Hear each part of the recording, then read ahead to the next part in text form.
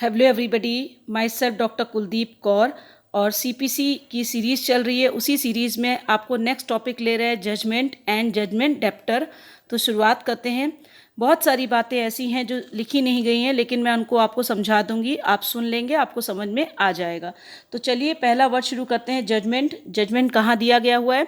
Judgement को हिंदी में निर्णय कहते हैं। सेक्शन 2 सब क्लॉज 9 सबसे पहले याद रखेंगे। It means the statement given by the judges on the ground of decree or order. Every judgment consists of fact, evidence, finding, etc.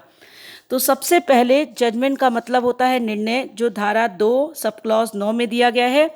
निर्णय का मतलब है एक डिक्री या आदेश के आधार पर न्यायाधीश द्वारा दिया गया स्टेटमेंट है। दूसरे शब्दों में कह सकते हैं डिक्री या आदेश निर्णय का, जजमेंट का संक्षिप्त रूप है।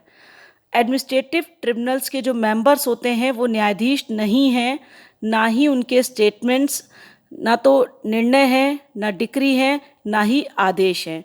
तो जो जजमेंट होगा वो क्या चीज़ों को लिए रहेगा?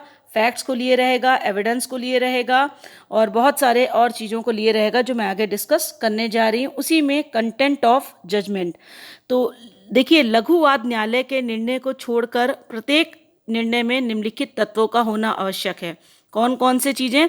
पहले, वाद के तत्वों का संक्षिप्त विवरण। जो भी सूट फाइल हो रहा है उसका एक फैक्ट का आप कह सकते हैं एक ब्रीफली इंट्रोडक्शन। विवादित प्रश्न, इश्यूज क्या हैं, उन इश्यूज पर क्या जजमेंट दिया गया है और ऐसे निर्णय का आधार या कारण क्या है। जो जजमेंट का रीज़न था, कारण था, वो क्या है।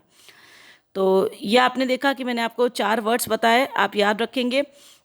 देखिए, एक जजमेंट को क्या कंटेन करता है वो भी आपको बता दें। A judgment contain fact of the case, the issued involve the evidence brought by the parties, finding on issues based on evidence and argument. Every judgment shall include a summary of the pleading, issues, finding on each issue, ratio decidendi and the relief granted by the court. देखिए, एक judgement में हमेशा fact of the case होते हैं, issues होते हैं, evidence होते हैं जो दोनों पार्टी लेकर आती है।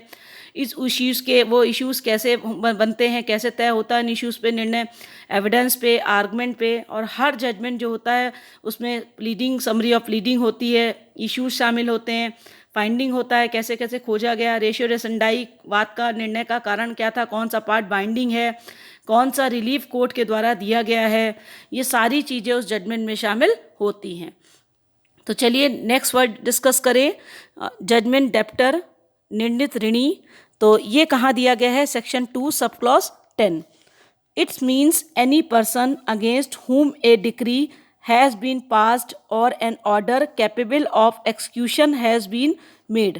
तो सबसे पहले सेक्शन 2 सब क्लॉज 10 में क्या कहा गया है? निर्णीत ऋणी का अर्थ है वह व्यक्ति जिसके विरुद्ध कोई डिक्री पारित की गई है या निष्पादन योग कोई आदेश दिया गया है। तो बिल्कुल सिंपल भाषा में बता दिया कि जिसके विरुद्ध कोई डिक्री पारित की गई है या निष्पादन योग आदेश दिया गया है।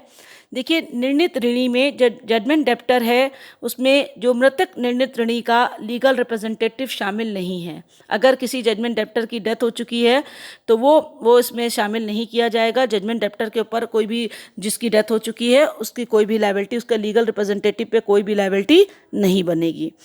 तो एक चीज़ और कि जो जजमेंट डेप्टर का जो श्योरिटी होता है वो भी क्या है, जजमेंट डेप्टर की कैटेगरी में नहीं आता है। केस में डिसाइड किया गया था विजय राज वर्सेस लालचंद, AIR 1966, राजस्थान 194।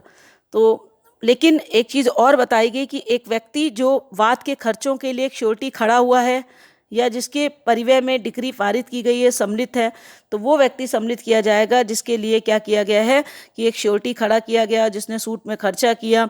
तो ये क्या माना जाएगा? वो जजमेंट डेप्टर की डेफिनेशन में आ जाएगा। सिंपल टर्म्स में बोलें, ए person against whom a judgment in respect of monetary award has been obtain is regarded as judgment debtor. बहुत सिंपल सी डेफिनेशन आप याद रखेंगे। A person against whom a judgment in respect of monetary award has been obtained is regarded as judgment debtor. तो 2 words आपको clear किए गए, एक जजमेंट और एक जजमेंट डेप्टर। तो निर्णय न्यायाधीश ने दिया और जजमेंट डेप्टर कौन सा था? वो व्यक्ति था जिसके विरुद्ध कोई डिक्री पारित की गई है या निष्पादन योग्य कोई आदेश दिया गया है। तो आपको बिल्कुल क्लियर हो गया होगा दोनों शब्दों में अंतर। नेक्स्ट वीडियो में आपको नेक्स्ट वर्ड डिस्कस करेंगे। Thank you. Please like share subscribe my channel. Thank you.